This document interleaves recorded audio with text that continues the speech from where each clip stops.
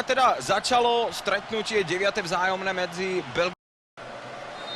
Áno, v tejto chvíli už sa teda začalo stretnutie 9. vzájomné medzi Belgickom a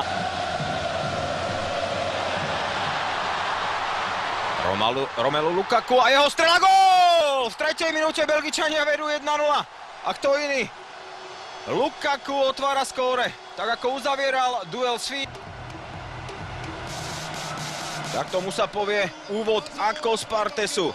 Romelu Lukaku pri svojom 44. reprezentačnom štarte strieľa 12. gól.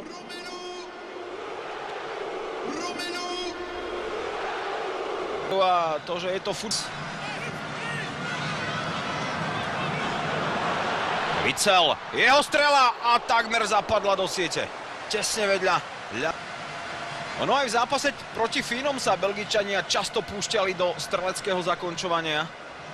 Akurát mali land iba výlučne v norských tímoch. Lani teda poprvýkrát okúsil legionársky chlebík.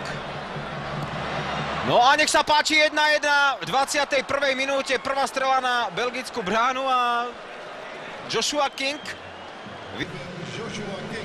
Tu sa pozrime ešte raz. Nainggolan stratil loptu, perfektná prihrávka a Joshua hneď perfektnou prihrávkou sa prezentoval Johansen, ktorý vlastne získal loptu od Nedvora. Stratil takto loptu Nainggolan.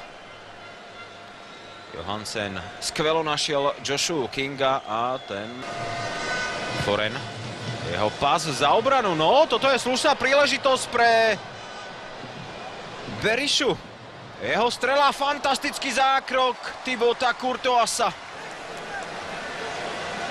Valon Berisha, momentálne hráč Salzburgu. Áno, jeho 20. reprezentačný štart, ale gól ešte nedal. Teraz mal veľmi blízko k tomu, keby... No, nemôžeme povedať lepšie. Minúta. Eden Hazard, Alex Witsel. Mertens. Pardon, De Bruyne a strela Alexa Witsela a ďalšia v zápäti od De Bruyna. No tak toto bola obrovská príležitosť. V 48. minúte Belgičania mohli ísť opäť do vedenia, ale famózny zákrok norského golmana Uriana Nylanda. Berisha. Má priestor, strieľa, gól!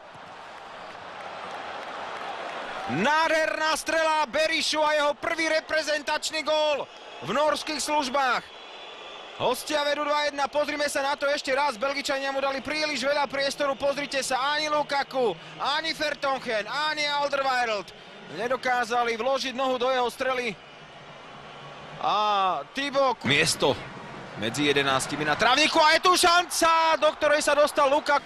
Najprv De Bruyne nedal miliónovú šancu, tu prihrával Edenovi Hazardovi, ktorý sa geniálne prvenstvo zápasom Rumunska s Francúzskom.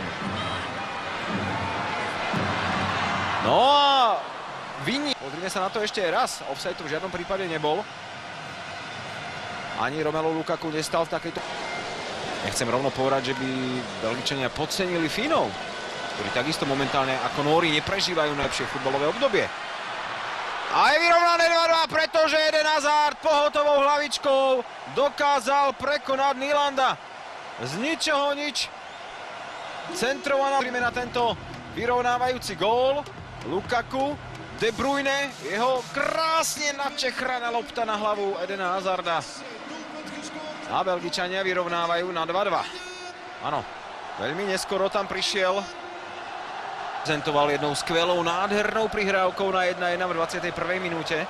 De Bruyne, tento poriadne rozfofroval Lukaku, obrovská príležitosť. A není to gól, napriek tomu, že tuším, že trafil Hus.